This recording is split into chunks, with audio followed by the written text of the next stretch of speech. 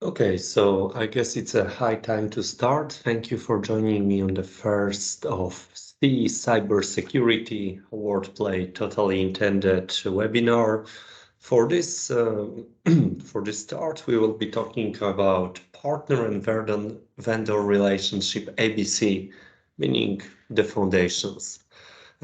Given my experience in working with you, as well as generally in the uh, cyber channel sales, it is, I mean, it is pretty much obvious that every company has its own qualities, every company level has its own qualities.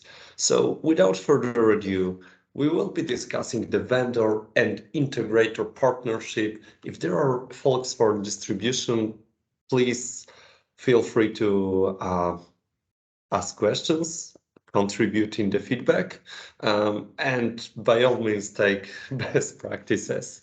Nevertheless, vendor, it's a software developer. I mean, developing product is the main thing, whereas the integrator is a service company. I mean, you work with integrators, so you may have better definition. This is what I have in my mind. He develops service and maintenance, again, services around the vendor product, around the software, around the hardware, because it can also be hardware. With this, there are some haves and needs of both vendor and integrator. And this is between those haves and needs that we are all finding ourselves swimming. So my have as a vendor is a global knowledge, it's access to global resources, it's a recognition of a brand, recognition of a product. Whereas as an integrator, you take the same recognition, but for your services, for what you do. And usually, given that you support more than one vendor, you have more tight relationship with a customer. On the other hand, it also gives us our needs. So as as vendor, we develop product, we live from product sales. So we need to have the accurate information about our revenue pipeline, which heavily goes with role clarity and task delegation.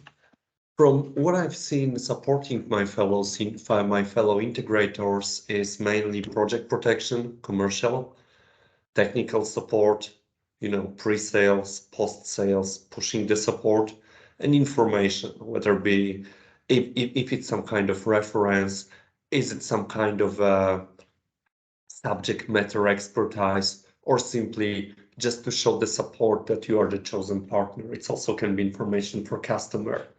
So, if you have problems with channel ecosystem, I feel bad for your son. I got 99 problems. So let's get it done. Thank you, Jay-Z, for the inspiration. Now, I believe we could start this from a certain classical economy problem, principal agent problem. It's a pretty interesting thing. It started down from, by the way, if you have any questions, of course, there will be no questions because I'm just recording this alone. Why? Because there was problem on the initial launch. So you will get that bug only if you're actually watching this recording. Nevertheless, principal agent problem is the following. Back in the days, usually when you had a company, you were the owner. Like you had a farm, you had a manufacturer, you were the owner, Rothschild, Rockefeller, etc. Now, as the businesses grew, they became international, they became complex.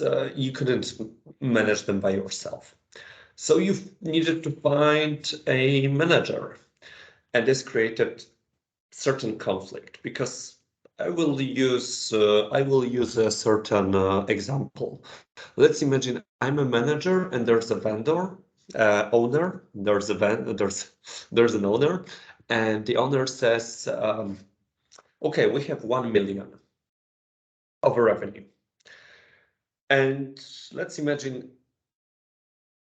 if we assign this whole 1 million to revenue, the owner will get 10% of dividend from the stocks. But if we don't, if we only assign half of it, meaning 500,000 into the revenue and another 500,000 into the investments, then the manager will get a commission which equals $50,000.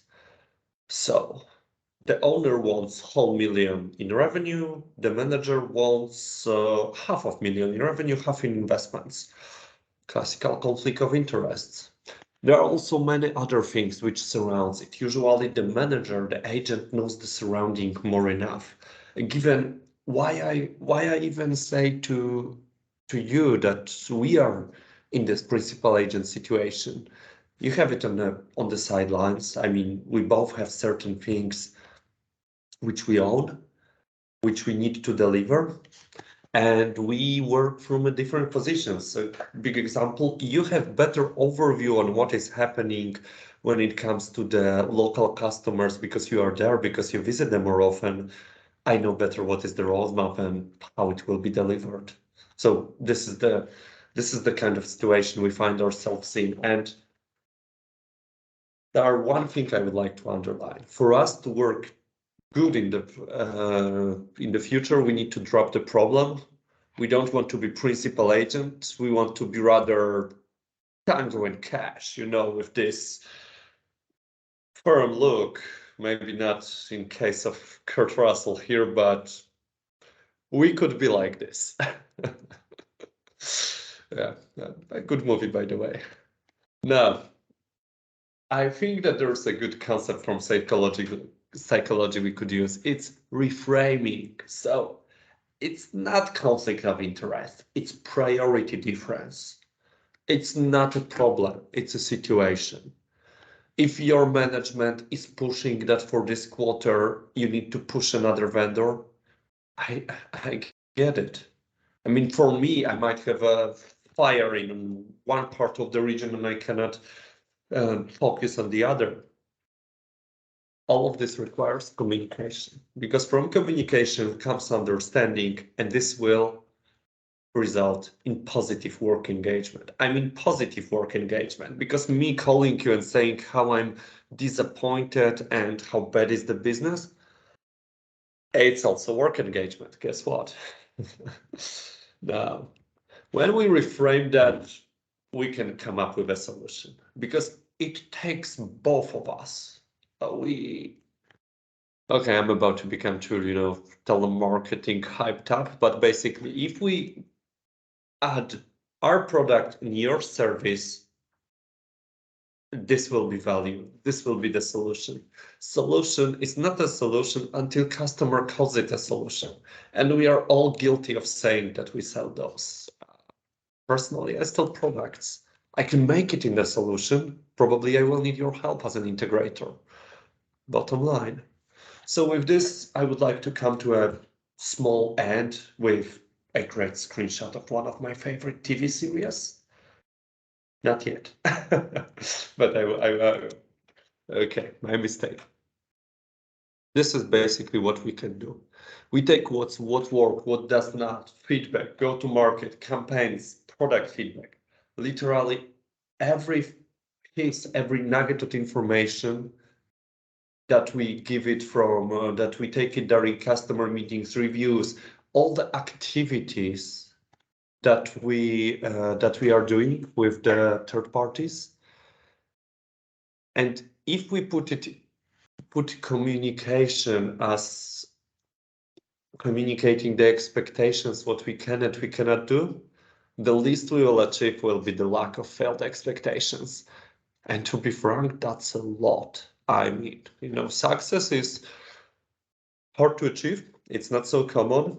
Lack of failed expectations, it's hard to achieve. It can be common, so it's good. Small inspirational quote I found at one of the LinkedIn gurus. This one I like very much. The sales are the athlete of corporate world. And that's why it would be good if we show some sportsmanship, right?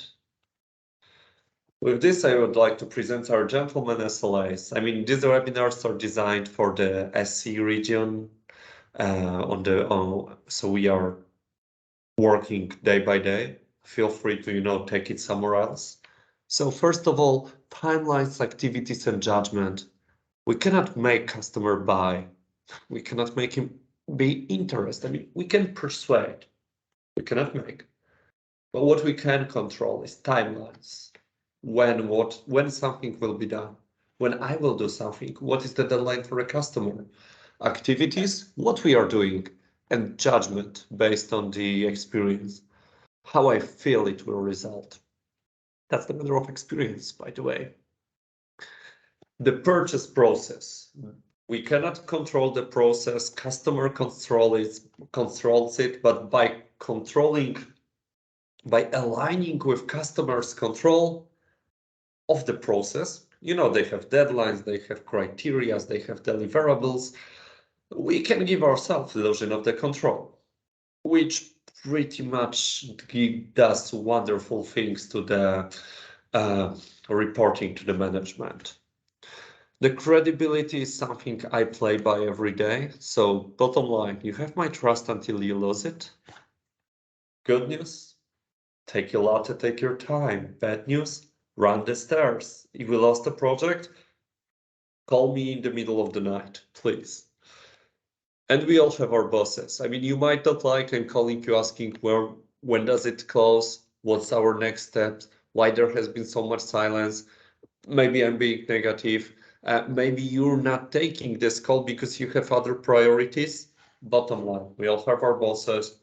Our judgment is also affected by those who are our superiors regarding the activities priority timelines regarding those activities.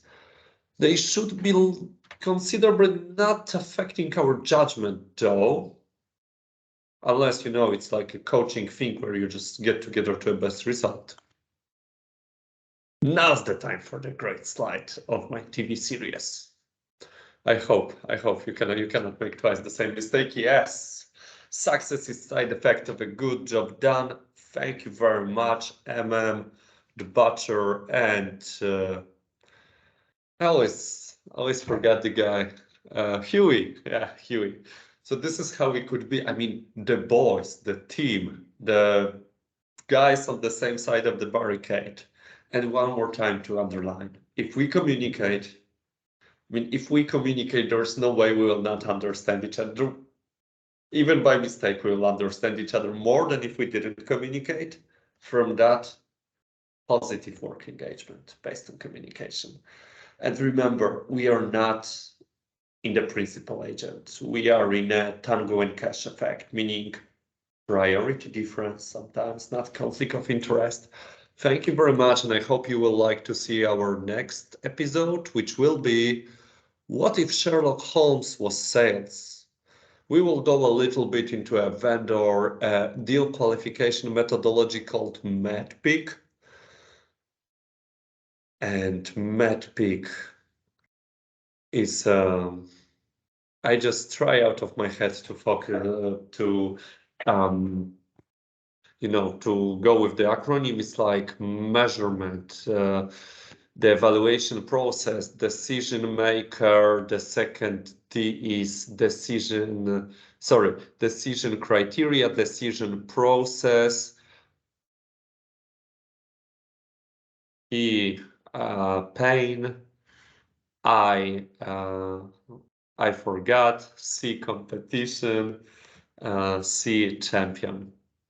We will host it on 1609, so hope you will be joining me.